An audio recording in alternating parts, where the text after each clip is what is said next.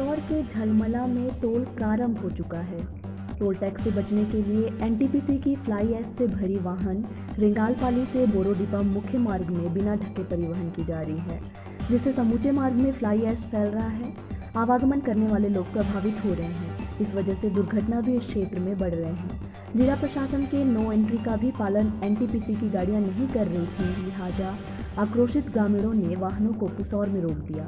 इसकी खबर मिलते ही वहां पुलिस और जिला प्रशासन के अधिकारी पहुंचकर एनटीपीसी की 25 से भी अधिक गाड़ियों को जब्त किया।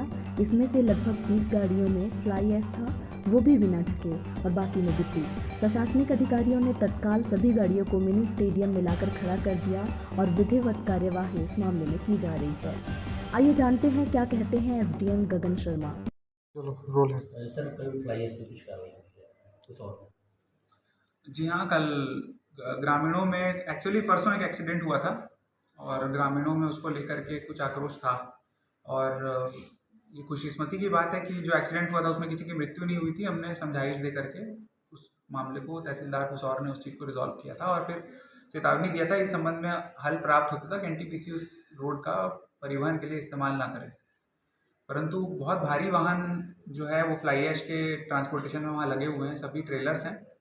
और फिर गांव वालों में इसको लेकर के विरोध था, उन्होंने उन गाड़ियों को रोका और फिर उसकी जांच के लिए निवेदन उनके द्वारा किया गया। तो हम उसकी जांच के लिए वहाँ पर गए थे, संयुक्त दल, और उसकी जांच अभी चल रही है।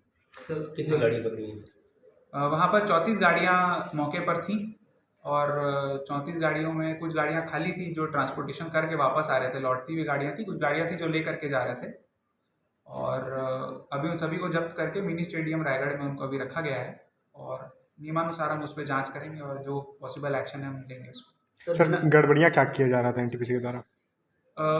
प्रमुख रूप से फ्लाई ऐश परिवहन में गड़बड़ी ये होती है कि फ्लाई ऐश को है कवर करके ट्रांसपोर्ट किया जाना। उसकी जो कवरिंग है वो बहुत अनिवार्य है, क्योंकि यदि फ्लाई ऐश ढंग से कवर्ड नहीं है तो वो रोड पे गिरता है छोटी मात्राओं में और फिर वो एक धूल का वो बन के, क्लाउड की तरह बन के पूरे जो दिखने का जो देखने की क्षमता होती है ड्राइवर की, उसको प्रभावित करता है।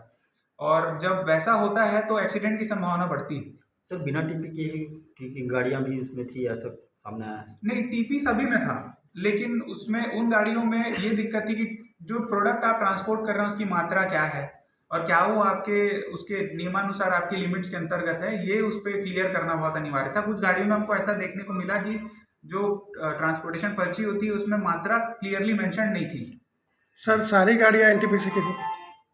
कुछ गाड़ियां उसमें गिट्टी परिवहन की भी थी जो साथ में थी, बराबर साइज होने के कारण गाँव वालों ने उनको रोका था। लेकिन हाँ, अधिकतर गाड़ियां जो थी वो एनटीपीसी से फ्लाई ऐश परिवहन के लिए उपयोग की जा रही थी। जी, thank you sir. Thank you.